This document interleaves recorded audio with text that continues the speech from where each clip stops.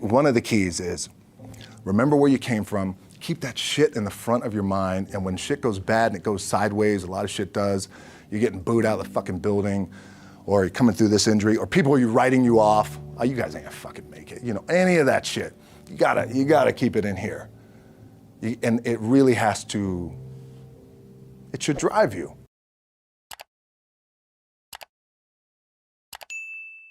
Idea and this notion that you could be anything you want and you can accomplish anything you want, right? We hear that. You've heard that from the time you were little boys. You hear that now. You're already incredibly accomplished. You can win an NBA championship, MVP of the league. You could become president. You could become governor. You could be in entertainment. You could do Charles, and you could do Shaq. You could do that. You could do whatever you want to do. You guys know that. The thing that has worked for me is to remember the hard times. So, and I'm sure you guys all have your processes, and again, I'm going to tell you what's worked for me. So before a big movie comes out, before, back in the days when I was wrestling with WWE, a WrestleMania match, anything big that would happen, I would always take a moment and I'd just remind myself, all right, I was evicted when I was 14. We were kicked off the island. We couldn't live in Hawaii. Had no place to live. A lot of shit happened then when I moved to Nashville. I was arrested multiple times by the time I was 16 years old. I gotta remember that. If I were playing on this team, which my skills are, what's that term? Oh, the shits. So I never play. But before I lace up, before I get on the court, before I play in these big games, before I go to the Staples Center, where history is there, those are historic walls there at the Staples Center. I would remember that, and it allows me then to be present in the moment and understand, holy shit, the stuff I have around me right now, this is the shit that I dreamed of when I was a kid. I am here. I played for University of Miami, played for great teams. Warren Sapp, Ray Lewis, they were my teammates. They were balling. Warren Sapp was playing tight end that time. I was starting defensive tackle. Yeah.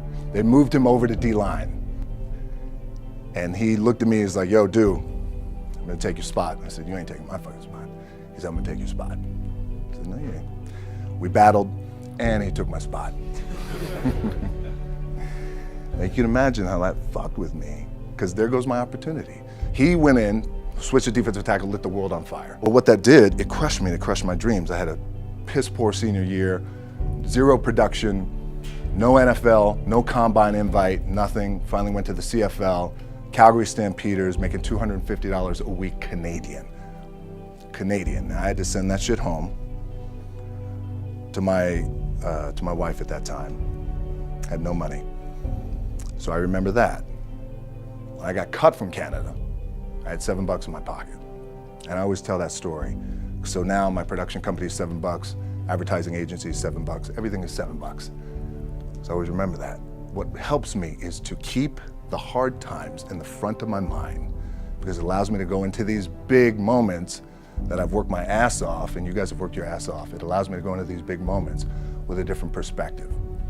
What it also does for me, and again, this is what works for me. Like, I keep my back, excuse my language, my back is up against this motherfucker every day. It's against this fucking wall. Excuse my language, ladies in the room. But it's up against this motherfucker because it's what I believe in. And when my back is against this motherfucker, then there's nowhere to go. But that way, that's it. So I feel like this could be something, an ideology and mindset that could help you, if you look at it that way. Because you made it already. We made it. We're successful boys, and we're lucky boys to be where we're at. Oh, you guys made it. Everybody's rich in the room. Nobody's gonna get evicted anymore. Anything you got, there's no more money problems, right? You got a lot of hands out now. Hey, can I get a little bit? Can I get a little bit? Right, that happens. But when you make it, for me, I need this. I need this. So every day, my back is up against this motherfucker, and this is how I operate. Now, doesn't mean you don't smile, doesn't mean you don't laugh and joke, right? You're happy, I'm a happy guy. But when it comes to business and when it comes to executing, it's up against this. And I gotta go that way. And I don't give a fuck who is in front of me. They're not gonna stop me. I feel like for me, it feels seamless because you prepared for so long, but it's just like you guys prepping for a game. That's the fun part. That's where it's like, fuck, it's fun, man. People are paying their hard-earned dollars to come see you. They're cheering, they're going bananas, they're booing the shit out of you or on the road. That's fun. That's what you live for. I mean, that's the juice right there. The prep is where the character's made. And I just don't mean the character I play, I mean the character in here.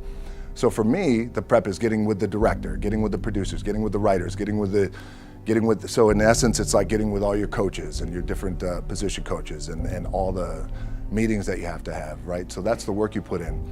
The key for me was, where does it start? What's the anchor? What's the anchor? So I could have all these ambitions and you guys have all these ambitions, which is great. It's important. I'll play this role, you'll play that role.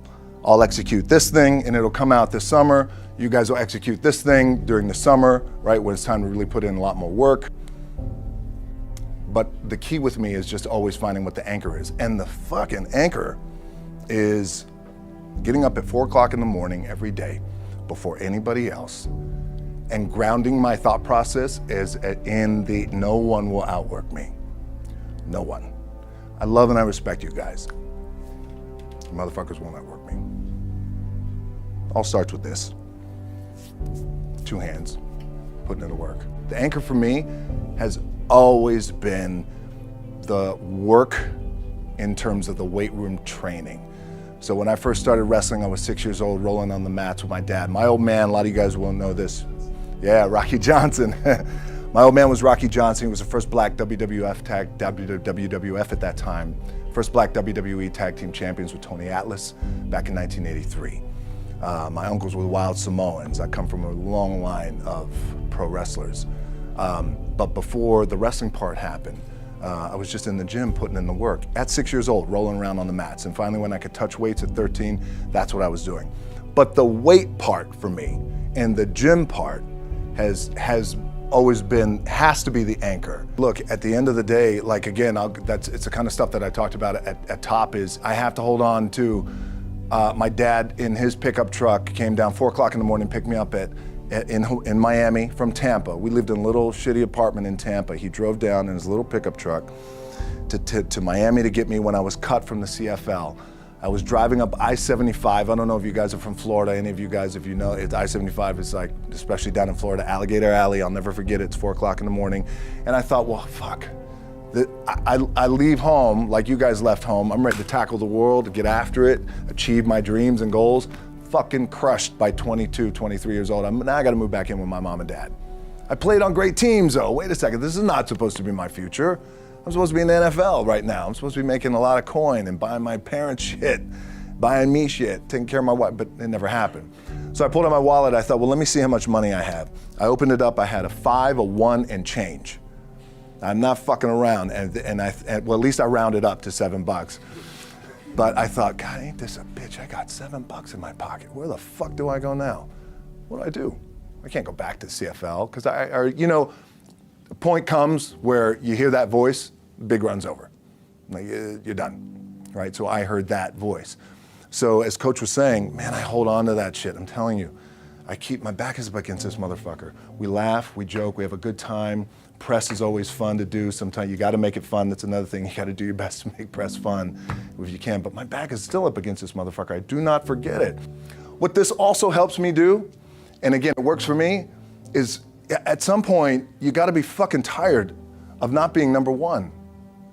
You have to be, and you gotta fucking play angry, and I play angry. Now, I'm cool and calm with my approach, and when I step out on my field, which is a set, or, like, there's some, and you're always gonna have haters, and haters are like, well, God damn, man, how many movies are you gonna make, or how much shit are you gonna do? Like, you do a lot of shit. I say, yes, it's my ambition.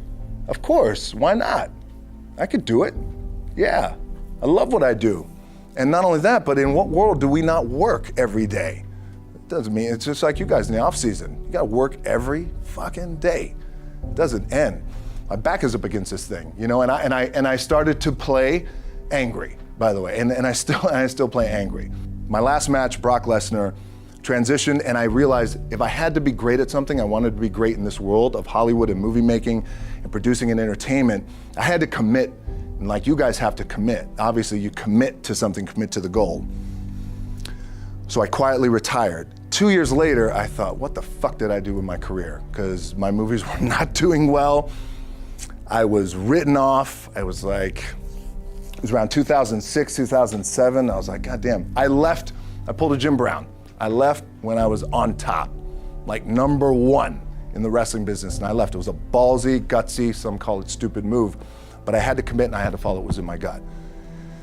And at that time, I'll share this with you guys, and Will Smith is my boy, and I sat down at that time with the agency I was with, and they said, what do you want to accomplish? I said, I want to accomplish the world. I want the world, and I want Will Smith's career, and I said, and I mean this respectfully because I know he's here at this agency with us, I want to do it bigger and better. And they looked at me like I had 3 fucking heads, and they were like, okay. But I still stayed focused, and I still had still put in the hard work with my 2 hands, and that's it. And that's what it comes down to with you guys. One of the keys is, remember where you came from, keep that shit in the front of your mind, and when shit goes bad and it goes sideways, a lot of shit does, you're getting booed out of the fucking building, or you're coming through this injury, or people are writing you off, oh, you guys ain't gonna fucking make it, you know, any of that shit. You gotta keep it in here. And it really has to, it should drive you.